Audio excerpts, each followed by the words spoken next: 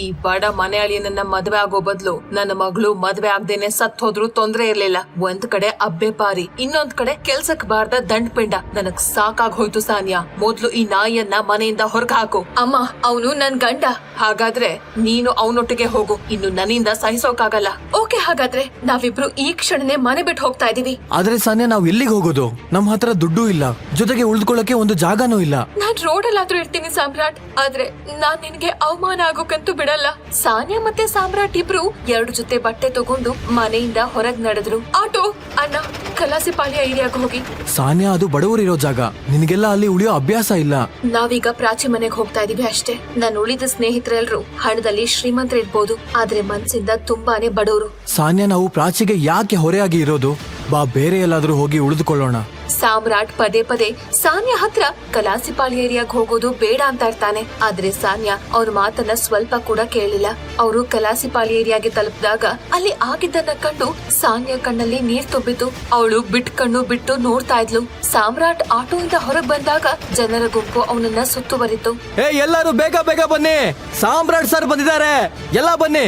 ಇನ್ ಮುಂದೆ ನಾವು ಕಾಯೋದು ಬೇಡ, ಸ್ವತಃ ಸಾಮ್ರಾಟ್ ಸರ್ ನಮ್ ಏರಿಯಾಗ್ ಬಂದಿದ್ದಾರೆ ಅಂತ ಅಲ್ಲಿರೋ ಜನ ಸಾಮ್ರಾಟ್ ಮತ್ತೆ ಸಾನ್ಯಾನ ರಾಜ ರಾಣಿ ತರ ಸ್ವಾಗತ ಮಾಡಿದ್ರು. ಜನ ಅವರಿಬ್ಬರ ಕಾಲನ್ನ ಗುಲಾಬಿ ನೀರು ಮತ್ತು ಹಾಲಲ್ಲಿ ತೊಳೆದ್ರು. ಅಣ್ಣ, ನೀವೆಲ್ಲ ತಪ್ಪು ತಿಳ್ಕೊಂಡಿದ್ದೀರಾ. ಸಾಮ್ರಾಟ್ ನಿಮ್ ತರನೇ ಕೆಲಸ ಮಾಡ್ತಾರೆ. ಇಲ್ಲ ಮೇಡಮ್, ಸಾಮ್ರಾಟ್ ಸರ್ ನಮ್ ಫ್ಯಾಕ್ಟ್ರಿಗೆ ಬಾಸ್ ಆಗಿದ್ದಾರೆ. ಅವರಿಂದಾನೆ ನಮ್ ಹೊಟ್ಟೆ ತುಂಬ್ತಾ ಇದೆ.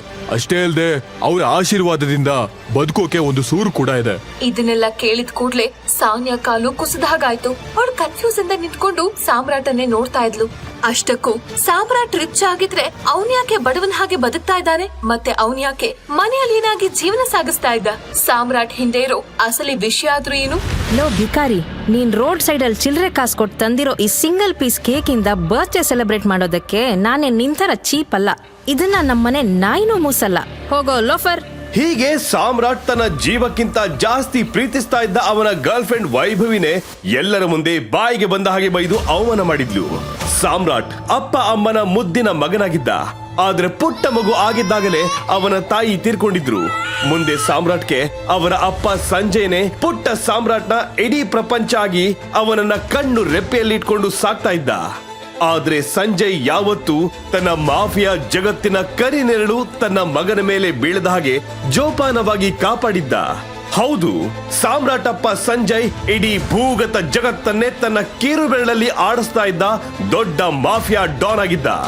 ಇಡೀ ಅಂಡರ್ ವರ್ಲ್ಡ್ ಅಲ್ಲಿ ಟೈಗರ್ ಅಂತಾನೆ ಫೇಮಸ್ ಆಗಿದ್ದ. ಸಂಜಯ್ನ ಕಂಡ್ರೆ ಪ್ರಪಂಚದ ಮೂಲೆ ಮೂಲೆಯಲ್ಲಿರೋ ಶ್ರೀಮಂತರು, ರಾಜಕಾರಣಿಗಳು ಹೆದರಿ ನಡ್ಗೋದಷ್ಟೇ ಅಲ್ಲ, ಅವನ ಮುಂದೆ ತಲೆ ತಗ್ಗಿಸಿ ನಿಲ್ತಾ ಇದ್ರು. ಹಲವಾರು ದೇಶದ ಗವರ್ಮೆಂಟ್ ಸಂಜಯ್ ಹೇಳಿದ ಹಾಗೆ ಕೇಳ್ತಾ ಇದ್ವು.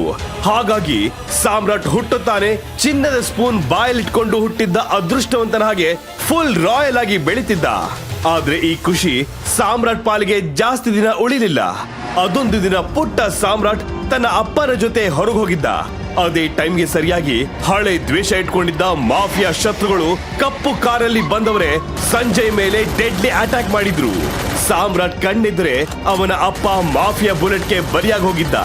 ಆದ್ರೆ ಕೊನೆ ಕ್ಷಣದಲ್ಲೂ ಮಗನ ಬಗ್ಗೆ ಯೋಚನೆ ಮಾಡಿದ ಸಂಜಯ್ ತಾನು ಸಾಯ್ತಾ ಇದ್ರು ಸಹ ತನ್ನ ಕೈ ಬೆರಳಲ್ಲಿದ್ದ ಟೀ ಗುರುತಿನ ಗ್ರೀನ್ ಸ್ಟೋನ್ ಇದ್ದ ಹಳೆಯ ಚಿನ್ನದ ಉಂಗುರವನ್ನ ಪುಟ್ಟ ಹುಡುಗ ಸಾಮ್ರಾಟ್ ಕೈ ಕೊಟ್ಟು, ಇಲ್ಲಿಂದ ಹೊರಟೋಗು ಮಗನೇ, ಓಡು ಟೈಗರ್, ಎಲ್ಲಾದ್ರೂ ಹೋಗಿ ಬದುಕೋ, ಓಡು ಮಗನೇ ಅಂತ ಸಾಮ್ರಾಟ್ನ ಅಲ್ಲಿಂದ ಕಳಿಸಿ ಅವನ ಜೀವ ಉಳಿಯೋ ಹಾಗೆ ಮಾಡಿದ್ದ. ಆದ್ರೆ ಸಾಮ್ರಾಟ್ಗೆ ಅಂತ ಇದ್ದ ಒಂದೇ ಒಂದು ಆಸರಿಯಾದ ಅವನ ಅಪ್ಪ ಬೀದಿ ಹೆಣ ಆದ್ಮೇಲೆ ಸಾಮ್ರಾಟ್ ಸಂಪೂರ್ಣವಾಗಿ ಅನಾಥನಾಗಿ ಆಶ್ರಮದಲ್ಲಿ ಬೆಳೆಯೋ ಹಾಗಾಯ್ತು.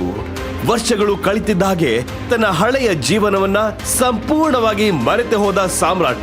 ಅವತ್ತು ಸಾಮ್ರಾಟ್ ಗರ್ಲ್ ಫ್ರೆಂಡ್ ವೈಭವಿಯ ಬರ್ತ್ಡೇ ಇದ್ದಿದ್ರಿಂದ ಕೆಲ್ಸ ಮುಗಿಸಿ ಮನೆಗೆ ಹೊರಟಿದ್ದ ಸಾಮ್ರಾಟ್ ಕೈಲಿದ್ದ ಬಿಡಿಗಾಸಲ್ಲೇ ಅವಳಿಗಾಗಿ ಪ್ರೀತಿಯಿಂದ 60 ರೂಪಾಯಿ ಕೊಟ್ಟು 1 ಪೀಸ್ ಕೇಕ್ ತಗೊಂಡು ಅವಳ ರೂಮ್ ಕಡೆ ಹೋಗಿದ್ದ.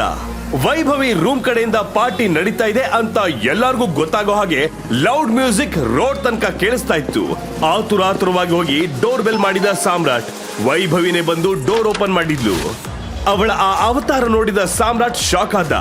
ಯಾವಾಗ್ಲೂ ಟ್ರೆಡಿಷನಲ್ ಆಗಿ ಡ್ರೆಸ್ ಹಾಕೊಂಡು ಮುದ್ದಾಗಿರ್ತಾ ಇದ್ದ ವೈಭವಿ ಅವತ್ ನೋಡಿದ್ರೆ ಮಿನಿ ಸ್ಕರ್ಟ್ ಹಾಕೊಂಡು ಫುಲ್ ಪಾಶ್ ಆಗಿ ರೆಡಿ ಆಗಿದ್ಲು.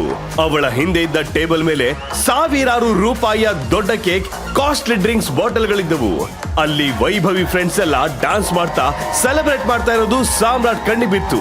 ಸಾಮ್ರಾಟ್ ಕಣ್ಣು ಅವನು ಪ್ರೀತಿಯಿಂದ ತಂದಿರೋ ಒಂದು ಪೀಸ್ ಕೇಕ್ ಮೇಲೆ ಹೊರಳಿತು. ಎಷ್ಟೇ ಆದ್ರೂ ಪ್ರೀತಿಸಿರೋ ಹುಡುಗಿಗೆ ಅವಳ ಹುಡುಗ ತಂದ್ಕೊಡೋ ಕೇಕ್ ತುಂಬಾ ಸ್ಪೆಷಲ್ ಅಂತ ಆಸೆಯಿಂದ ಆ ಕೇಕ್ ಅನ್ನ ವೈಭವಿ ಮುಂದೆ ಹಿಡಿದ ಸಾಮ್ರಾಟ್. ಅಷ್ಟರಲ್ಲೇ ಅವಳ ಫ್ರೆಂಡ್ ಒಬ್ಳು, ಏನೇ ವೈಭವಿ ನಿಂದು, ಅದೆಷ್ಟು ಹೊತ್ತ ಡೆಲಿವರಿ ಬಾಯ್ ಜೊತೆ ಮಾತಾಡ್ತಾ ನಿಲ್ತೀಯಾ? ಬೇಗ ಟಿಪ್ಸ್ ಕೊಟ್ಟು ಕಳಿಸ್ಬಾರ್ದಾ ಅಂತ ಕೇಳಿದಾಗ ಅವಳ ಇನ್ನೊಬ್ಳು ಫ್ರೆಂಡ್, ಅಯ್ಯೋ ಅವನು ಡೆಲಿವರಿ ಬಾಯ್ ಅಲ್ಲ, ವೈಭವಿ ಬಾಯ್, ಐ ಮೀನ್ ಅವಳ ಬಾಯ್ ಫ್ರೆಂಡ್ ಅಂತ ಹೇಳ್ತಾ ಕಿಲ ಕಿಲ ಅಂತ ನಕ್ಕಳು. ಅದನ್ನ ಕೇಳಿಸ್ಕೊಂಡ ವೈಭವಿ ಫ್ರೆಂಡ್ ಅವಳನ್ನ ಆಡ್ಕೊಳ್ಳೋ ಹಾಗೆ, ವೈಭವಿ ನಿನ್ ಟೇಸ್ಟ್ ಅಷ್ಟೊಂದು ಚೀಪಾ ಅಂತ ಹೇಳ್ತಾ ಗೋಳ್ಳಂತ ನಗಾಡಿದ್ರು.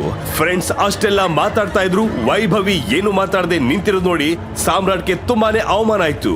ಅದೇ ಟೈಮ್ಗೆ ಸರಿಯಾಗಿ ಹ್ಯಾಪಿ ಬರ್ತ್ಡೇ ಮೈ ಡಾರ್ಲಿಂಗ್ ಅನ್ನೋ ವಾಯ್ಸ್ ಕೇಳಿಸ್ತು. ಸಾಮ್ರಾಟ್ ಶಾಕ್ ಅಲ್ಲಿ ತಿರುಗಿ ನೋಡಿದಾಗ ಅಲ್ಲಿ ಸ್ಟೈಲ್ ಆಗಿ ಕಾಸ್ಟ್ಲಿ ಬಟ್ಟೆ ಹಾಕೊಂಡು ಸ್ಮೈಲ್ ಮಾಡ್ತಾ ಜಗನ್ ನಿಂತಿದ್ದ. ಅವನು ಫೇಮಸ್ ಬಿಸ್ನೆಸ್ ಮ್ಯಾನ್ ಮಗ ಆಗಿದ್ರಿಂದ ಎಲ್ಲರಿಗೂ ಅವನ ಪರಿಚಯ ಇತ್ತು. ಯಾವಾಗ್ಲೂ ವೈಭವಿ ಹಿಂದೆ ಸುತ್ತುತ್ತಿದ್ರಿಂದ ಸಾಮ್ರಾಟ್ಗೆ ಅವನನ್ನ ನೋಡಿದ್ರೇನೆ ಇರಿಟೇಟ್ ಆಗ್ತಿತ್ತು. ಕಾಸ್ಟ್ಲಿ ಗಿಫ್ಟ್ ಬಾಕ್ಸ್ ಇಟ್ಕೊಂಡಿರೋ ಜಗನ್ ಮುಂದೆ ಒಂದೇ ಒಂದು ಕೇಕ್ ಪೀಸ್ ತಂದಿರೋ ಸಾಮ್ರಾಟ್ ಕಾಮಿಡಿ ಪೀಸ್ ತರ ಕಾಣ್ತಿದ್ದ. ವೈಭವಿನ ನೋಡ್ತಾ ಇದ್ದ ಹಾಗೆ ಜಗನ್ ಸಾಮ್ರಾಟ್ ನನ್ನ ಸೈಡ್ ತಳ್ಳಿ ಒಳಗೆ ಬಂದ ಜಗನ್ ವೈಭವಿನ ಗಟ್ಟಿಯಾಗಿ ತಪ್ಕೊಂಡು ಒಂದು ಕಾಸ್ಟ್ಲಿ ಗಿಫ್ಟ್ ಕೊಟ್ಟ. ಆಗ ವೈಭವಿ ಜಂಬದಲ್ಲಿ ತನ್ನ ಕೈಲಿದ್ದ ಗಿಫ್ಟ್ ತೋರಿಸ್ತಾ, ಗರ್ಲ್ಸ್ ಇವಾಗ ಗೊತ್ತಾಯ್ತಾ ನನ್ನ ರೇಂಜ್ ಏನು, ನನ್ನ ಟೇಸ್ಟ್ ಏನು ಅಂತ ಹೀಗೆ ಹೇಳ್ತಾ ನಗಾಡಿದ್ಲು. ಇದನ್ನ ನೋಡಿದ ಸಾಮ್ರಾಟ್ ಏನೋ ಹೇಳೋದಕ್ಕೆ ಟ್ರೈ ಮಾಡ್ದ. ಅವನನ್ನ ಮಧ್ಯದಲ್ಲೇ ತಡೆದ ವೈಭವಿ, ಏನ್ ಸಾಮ್ರಾಟ್, ನಾನ್ ಗೆಟ್ ಔಟ್ ಅಂತ ಹೇಳೋವರೆಗೂ ಇಲ್ಲೇ ನಿಂತಿರ್ತೀಯಾ? ಸಾಮ್ರಾಟ್ ಅಂತೂ, ವೈಭವಿ ನೀನ್ ಮಾಡ್ತಾ ಇರೋದು ಸಣ್ಣ ತಪ್ಪಲ್ಲ, ಇವತ್ತಲ್ಲ ನಾಳೆ ನೀನು ರಿಗ್ರೆಟ್ ಮಾಡೇ ಮಾಡ್ತೀಯಾ ಅಂತ ಕಿರ್ಚಾಡ್ತಾ ಅಲ್ಲಿಂದ ಹೊರಟು ನೇರವಾಗಿ ಹೋಗಿ ಬಾರಲ್ಲಿ ಕೂತು ಕುಡಿಯೋದಕ್ಕೆ ಶುರು ಮಾಡ್ದ. ಅದೆಷ್ಟೋ ಹೊತ್ತಾದ್ಮೇಲೆ ಕುಡಿದು ಫುಲ್ ಟೈಟ್ ಆಗಿದ್ದ ಸಾಮ್ರಾಟ್ ತೂರಾಡ್ತಾ ನಡ್ಕೊಂಡ್ ಬರ್ತಾ ಇದ್ದವನು ಕಾಲೆಡವಿ ರೋಡಲ್ಲಿ ಬಿದ್ದೆ ಬಿಟ್ಟ. ಆಗ ನಂಬರ್ ಪ್ಲೇಟ್ ಇಲ್ಲದ ಆ ಕಾರೊಂದು ಬಂದು ನಿಲ್ತು. ಮಾಸ್ಕ್ ಹಾಕಿದ್ದ ವ್ಯಕ್ತಿ ಕಾರಿನಿಂದ ಇಳಿದು ಸುತ್ತಲೂ ಕಣ್ಣು ಆಡಿಸಿದ. ಪ್ರಜ್ಞೆ ಇಲ್ಲದೆ ಬಿದ್ದಿದ್ದ ಸಾಮ್ರಾಟ್ನ ಕೈ ಕಾಲ್ ಕಟ್ಟಿ ಡಿಕ್ಕಿ ಒಳಗಾಕೊಂಡು, ಇನ್ಮೇಲೆ ಏನೇ ಇದ್ರು ನಂದೇ ಆಟ ಅಂತ ಏನೇನೋ ಒಗುಟೊಗಟಾಗಿ ಹೇಳ್ತಾ ಕಾರ್ ಸ್ಟಾರ್ಟ್ ಮಾಡ್ಕೊಂಡು ಧೂಳೆಬ್ಬಿಸ್ತಾ ಅಲ್ಲಿಂದ ಹೊರಟೆ ಹೋದ. ಮರುದಿನ ಸೂರ್ಯ ನೆತ್ತಿ ಮೇಲೆ ಬರ್ತಾ ಇದ್ದ ಹಾಗೆ ಯಾರೋ ಬಂದು ಜೋರಾಗಿ ಡೋರ್ ಬಡಿಯೋದಕ್ಕೆ ಶುರು ಮಾಡಿದ್ರು. ಆ ಸೌಂಡ್ಗೆ ಡಿಸ್ಟರ್ಬ್ ಆದ ಸಾಮ್ರಾಟ್ ನಿಧಾನವಾಗಿ ಕಣ್ಣು ಬಿಟ್ಟು ನೋಡಿದ. ಪಕ್ಕದಲ್ಲಿ ದಂತದ ಗೊಂಬೆ ಆಗಿದ್ದ ಸುಂದರವಾದ ಹುಡುಗಿ ಮೈ ಮೇಲೆ ಅರ್ಧಂಬರ್ಧ ಬಟ್ಟೆ ಹಾಕೊಂಡು ಮಲಗಿರೋದನ್ನ ನೋಡಿ ಸಾಮ್ರಾಟ್ಗೆ ಜೀವನೇ ಬಾಯಿಗೆ ಬಂದ ಹಾಗಾಯ್ತು. ಅಷ್ಟರಲ್ಲಿ ಹೊರಗಿನಿಂದ ಯಾರೋ ಜೋರಾಗಿ ಸಾನ್ಯಾ ಬಾಗಿಲು ತೆಗಿ ಅಂತ ಕಿರ್ಚಾಡ್ತಾ ಇರೋದು ಕೇಳಿಸ್ತು. ಅಲ್ಲಿ ಯಾಕೆ ಇದ್ದೀನಿ ಅನ್ನೋ ಸಣ್ಣ ಕಲ್ಪನೆನೂ ಇಲ್ಲದ ಸಾಮ್ರಾಟ್ ಆ ಕ್ಷಣಕ್ಕೆ ಏನ್ ಮಾಡ್ಬೇಕಂತ ಗೊತ್ತಾಗದೆ ಗಾಬರಿ ಆದ. ಆ ಕೂಗಾಟದಲ್ಲಿ ಸಾಮ್ರಾಟ್ ಜೊತೆ ಮಲಗಿದ್ದ ಆ ಹುಡುಗಿಗೂ ಎಚ್ಚರ ಆಯ್ತು. ಅದು ಅವಳ ತಾತ ಶ್ರೀಕಂಠದತ್ತ ಹಾಗೂ ಅವಳ ಅಣ್ಣ ಸೂರಜ್ ಧ್ವನಿ ಅನ್ನೋದು ಅವಳಿಗೆ ಅರ್ಥ ಆಯ್ತು. ಅವಳಂತೂ ಏನ್ ಮಾಡ್ಬೇಕಂತ ತೋಚಿದೆ ಅಲ್ಲೇ ಇದ್ದ ಬೆಡ್ಶೀಟ್ ಅನ್ನೇ ಸುತ್ಕೊಂಡು ಸಾಮ್ರಾಟ್ನ ನೋಡ್ತಾ who the hell are you ಅಂತ ಕಿರ್ಚಾಡಿದ್ಲು. ಅದೇ ಸಮಯಕ್ಕೆ ತಡಾರಂತ ಡೋರದ್ದು ಅವರಿಬ್ರು ಒಳಗೆ ಬಂದೇ ಬಿಟ್ರು. ಸಾನ್ಯಾಗೆ ಆಕಾಶನೇ ಕಳಚಿ ತಲೆ ಮೇಲೆ ಬಿದ್ದ ಹಾಗೆ ಅನಿಸ್ತು. ಕೊಂಡದ ಮನೆ ಅನ್ನೋ ಹೆಸರಾಂತ ಮನೆತನದ ಮೊಮ್ಮಗಳು ಆ ರೀತಿಯಾಗಿ ಇರೋದನ್ನ ನೋಡಿದ ಶ್ರೀಕಂಠದತ್ತ ಅವರು ಮುಖ ಸಿಂಡರಿಸ್ತಾ, ಸಾನ್ಯಾ ಯಾರ್ಯಾರೋ ಏನೇನು ಹೇಳ್ತಾ ಇದ್ರು, ಆದ್ರೆ ನಾನ್ ಮಾತ್ರ ನನ್ ಮೊಮ್ಮಗಳು ಅಪರಂಜಿ ಅಂತವಳು ಅಂತ ನಿನ್ನ ತುಂಬಾನೇ ನಂಬಿದ್ದೆ. ಆದ್ರೆ ಇವತ್ತು ನೀನ್ ನನ್ ನಂಬಿಕೆಗೆ ಕೊಳ್ಳಿ ಇಟ್ಬಿಟ್ಟೆ. ನೀನ್ ಹೀಗ್ ಮಾಡ್ತೀಯ ಅಂತ ನಾನು ಅನ್ಕೊಂಡಿರ್ಲಿಲ್ಲ. ಛೀ, ಅಸಹ್ಯ ಅಂತ ಸಾನ್ಯಾ ಕಡೆ ನೋಡೋದಕ್ಕೂ ಅಸಹ್ಯ ಪಡ್ತಾ ಸಾನ್ಯಾ ಕೆನೆಗೆ ಜೋರಾಗಿ ಎರಡೇಟ್ ಹಾಕಿದ್ರು. ಇದನ್ನೆಲ್ಲ ನೋಡ್ತಾ ಇದ್ದ ಸೂರಜ್ ಸಹ ರೂಮ್ ಒಳಗ್ ಬಂದ. ಅವನು ಸಾನ್ಯಾಳ ಮಲತಾಯಿಯ ಮಗ. ವರ್ಷೆಯಲ್ಲಿ ಅವಳ ಅಣ್ಣ ಆಗಿದ್ರು ಸಾನ್ಯಾಳನ್ನ ಕೀಳಾಗಿ ತೋರ್ಸೋದಕ್ಕೆ ಸಣ್ಣ ಅವಕಾಶ ಸಿಕ್ಕಿದ್ರು ಬಿಡ್ತಾ ಇರ್ಲಿಲ್ಲ. ಅವತ್ತು ಅವನು ಸಹ ಹೆಡೆ ತುಳಿದ ಹಾವಿನ ಹಾಗೆ ಬುಸ್ಕೊಡ್ತಾ ಅದಾಗ ತಾನೇ ಬಟ್ಟೆ ಹಾಕೊಳ್ತಾ ಇದ್ದ ಸಾಮ್ರಾಟ್ ಮೇಲೆ ಅಟ್ಯಾಕ್ ಮಾಡೇಬಿಟ್ಟ. ಇಷ್ಟೆಲ್ಲ ಆಗೋದಕ್ಕೆ ಈ ದರಿದ್ರದವನೇ ಕಾರಣ. ಇವನು ಮೊದಲು ಹುಟ್ಲಿಲ್ಲ ಅನ್ನಿಸ್ಬೇಕು. ಯಾರೋ ನೀನು ಲೋಫರ್, ನೋಡೋದಕ್ಕೊಳ್ಳೆ ಭಿಕ್ಷುಕಂತರ ಇದೆಯಲ್ಲೋ. ಅಂತ ಬೈತಾ ಸಾಮ್ರಾಟ್ ಮೇಲೆ ಕೈ ಮಾಡಿ ರಂಪ ಮಾಡ್ದ. ಅಲ್ಲಿ ಏನ್ ನಡೀತಾ ಇದೆ, ಇವರೆಲ್ಲ ಯಾರು ಅಂತ ಯೋಚಿಸ್ತಾ ಇದ್ದ ಸಾಮ್ರಾಟ್ ಮೇಲೆ ಇದ್ದಕ್ಕಿದ್ದ ಹಾಗೆ ಸೂರಜ್ ಅಟ್ಯಾಕ್ ಮಾಡಿದ್ರಿಂದ ಮತ್ತಷ್ಟು ಗೊಂದಲಕ್ಕೆ ಒಳಗಾಗಿ ಅಯ್ಯೋ ನಾನೇನು ಮಾಡಿಲ್ಲ, ನಂದೇನು ತಪ್ಪಿಲ್ಲ ಅಂತ ತಡಬಡಾಯಿಸ್ತಾ ಹೊಡೆತ ತಿಂದ. ಅಳ್ತಾ ಇದ್ದ ಸಾನ್ಯಾ ತಾತನ ಕಾಲಿಗೆ ಬಿದ್ದು ನನ್ನಿಂದ ಏನು ತಪ್ಪಾಗಿಲ್ಲ ತಾತ, ನನ್ನ ಮನೆ ಕರ್ಕೊಂಡೋಗಿ ಅಂತ ಬೇಡಿಕೊಂಡಳು. ಕೋಪದಲ್ಲಿದ್ದ ಶ್ರೀಕಂಠದತ್ತ ಅವರು ಕೊಂಡದ ಮನೆ ರೀತಿ ನೀತಿ ಪರಂಪರೆ ಬಗ್ಗೆ ಗೊತ್ತಿದ್ದು ತಪ್ಪು ಮಾಡಿದೀಯಾ ಸಾನ್ಯಾ, ನಿನಗೆ ಶಿಕ್ಷೆ ಆಗ್ಲೇಬೇಕು ಅಂತ ಅಂದಾಗ ಮಧ್ಯದಲ್ಲೇ ಬಾಯಿ ಹಾಕಿದ ಸಾಮ್ರಾಟ್ ನಮ್ಮಿಬ್ರ ಮಧ್ಯೆ ಅಂತದ್ದು ಏನು ನಡೆದೇ ಇಲ್ಲ ಅಂತ ಹೇಳಿದ್ದ. ಇದರಿಂದ ಕೆಂಡಾದ ದತ್ತ ಅವರು ಪ್ಯಾಂಟ್ ಹಾಕೋದಕ್ಕೆ ಕಷ್ಟ ಪಡ್ತಾ ಇದ್ದ ಸಾಮ್ರಾಟ್ನ ನೋಡಿ ಕೋಪದಲ್ಲಿ ನಮ್ಮ ಪರಂಪರೆ ಪ್ರಕಾರ ರಾತ್ರಿ ಇಡೀ ಸಾನ್ಯಾ ಜೊತೆ ಮಲಗಿದ್ದ ನೀನು ಇನ್ನು ಮೇಲೆ ಕೊಂಡದ ಮನೆತನದ ಅಳಿಯ ಅಷ್ಟೇ, ಇದರಲ್ಲಿ ಎರಡನೇ ಮಾತೇ ಇಲ್ಲ ಅಂತ ಅಬ್ಬರಿಸಿದಾಗ ಬೇರೆ ದಾರಿ ಕಾಣದ ಸಾನ್ಯಾ ತಾತನ ಮಾತಿಗೆ ತಲೆ ತಗ್ಗಿಸಿ ನಿಂತ್ಲು. ಅಷ್ಟೊತ್ತು ಹಾರಾಡ್ತಾ ಇದ್ದ ಸೂರಜ್ಗೆ ತಾತನ ಮಾತು ಕೇಳಿಸ್ಕೊಂಡು ಹಾಲು ಕುಡಿದಷ್ಟು ಸಂತೋಷ ಆಯ್ತು. ಇನ್ನೇನು ಅಲ್ಲಿಂದ ಹೊರಡೋರಿದ್ದ ದತ್ತ ಅವರು ಇವತ್ತು ಸಂಜೆ ಅಕ್ರಮ್ ಬಂಗ್ಲೆಲಿ ಪಾರ್ಟಿ ಇದೆ, ನೀನು ನಿನ್ನ ಭಾವಿ ಗಂಡನನ್ನ ಕರ್ಕೊಂಡು ಸಂಜೆ ಪಾರ್ಟಿ ಟೈಮ್ಗೆ ಸರಿಯಾಗಿ ಎಲ್ಲಿ ಬರಬೇಕು ಅಂತ ಸಾನ್ಯಾಗೆ ಆರ್ಡರ್ ಮಾಡ್ತಾ ಸೂರಜ್ನ ಹಾಗೂ ತಮ್ಮ ಜೊತೆ ಬಂದಿದ್ದ ಬಾಡಿಗಾರ್ಡ್ಸ್ ನ ಕರ್ಕೊಂಡು ಬಿರುಗಾಳಿ ತರ ಹೊರಟೋದ್ರು. ಸಾಮ್ರಾಟ್ಗಂತೂ ಇವತ್ತು ಜೀವಂತವಾಗಿ ನನ್ನ ಸಮಾಧಿ ಆಗುತ್ತೆ ಅಂತ ಉಗುಳು ನುಂಗುತ್ತಾ ನಿಂತಿದ್ದಾಗ ಶ್ರೀಕಂಠ ದತ್ತ ಕಡೆಯವರು ಮತ್ತೆ ಬಂದು ಸಾಮ್ರಾಟ್ ಮತ್ತು ಸಾನ್ಯಾನ ಅಲ್ಲಿಂದ ಕರ್ಕೊಂಡು ಹೋದ್ರು. ವಿಧಿ ಇಲ್ಲದ ಸಾಮ್ರಾಟ್ ಅವನತ್ರ ಇದ್ದ ಒಂದೇ ಒಂದು ಹಳೆಯ ಮಾಸಿದ ಕೋಟ್ ಅನ್ನೇ ಹಾಕೊಂಡು ರೆಡಿಯಾಗಿ ಸಾನ್ಯಾ ಜೊತೆ ಅವತ್ತು ಸಂಜೆ ಪಾರ್ಟಿಗೆ ಹೋದ. ಸಾಮ್ರಾಟ್ ಅಷ್ಟು ದೊಡ್ಡ ಪಾರ್ಟಿಯನ್ನ ಜೀವನದಲ್ಲೇ ನೋಡಿರ್ಲಿಲ್ಲ. ಆ ಅರೇಂಜ್ಮೆಂಟ್ ಅನ್ನ ಆಶ್ಚರ್ಯದಲ್ಲಿ ನೋಡ್ತಾ ಆಚೀಚೆ ಓಡಾಡ್ತಾ ಇದ್ದ ಸಾಮ್ರಾಟ್ನನ್ನ ಅಲ್ಲಿಗೆ ಬಂದಿದ್ದ VIP ಗೆಸ್ಟ್ ಜಗನ್ ನೋಡ್ದ. ಹೇಗೋ ಅವನಿಗೆ ವೈಭವಿ ಮನೆಯಲ್ಲಿ ಆದ ಗಲಾಟೆಯಿಂದ ಸಾಮ್ರಾಟ್ ಮೇಲೆ ಕೋಪ ಇತ್ತು. ಸಾಮ್ರಾಟ್ ಕೊಟ್ಟ ಪಂಚನ್ನ ನೆನಪು ಮಾಡ್ಕೊಂಡು ಕೋಪದಲ್ಲಿ ಲವ್ ಬೀದಿ ನಾಯಿ, ನೀನ್ ಯಾಕೋ ಇಲ್ಲಿಗೆ ಬಂದಿದ್ಯಾ? ಇಲ್ಲಿಗೆ ಬರೋದಕ್ಕೆ ಕ್ಲಾಸ್ ಇರ್ಬೇಕು, ಇಲ್ಲ ಮಾಸ್ ಇರ್ಬೇಕು, ನಿನಗೆ ಎರಡೂ ಇಲ್ಲ, ದಾಟೋ ಆಚೆಗೆ ಅಂತ ಹೇಳ್ತಾ ಸಾಮ್ರಾಟ್ನ ಕಾಲರ್ ಹಿಡಿದು ಹೊರಗೆ ತಳ್ಳೋದಕ್ಕೆ ಹೋದ. ಅಲ್ಲಿ ಆಗ್ತಾ ಇದ್ದ ರಂಪ ನೋಡಿದ ಅಕ್ರಮ್ ಕೈಲಿದ್ದ ಡ್ರಿಂಕ್ಸ್ ಗ್ಲಾಸ್ ನ ಜೋರಾಗಿ ನೆಲಕ್ಕೆಸ್ತು ಕೋಪದಲ್ಲಿ ಸಾಮ್ರಾಟ್ ಕಡೆ ನುಗ್ಗಿದ. ಇದನ್ನು ನೋಡಿ ಸಾನ್ಯಾ, ಸೂರಜ್, ಜಗನ್ ಹೀಗೆ ಅಲ್ಲಿದ್ದ ಪ್ರತಿಯೊಬ್ರು ಇವತ್ತು ಸಾಮ್ರಾಟ್ ಕಥೆ ಮುಗೀತು ಅಂತ ಉಸಿರು ಬಿಗಿ ಹಿಡಿದು ನಿಂತ್ಕೊಂಡ್ರು.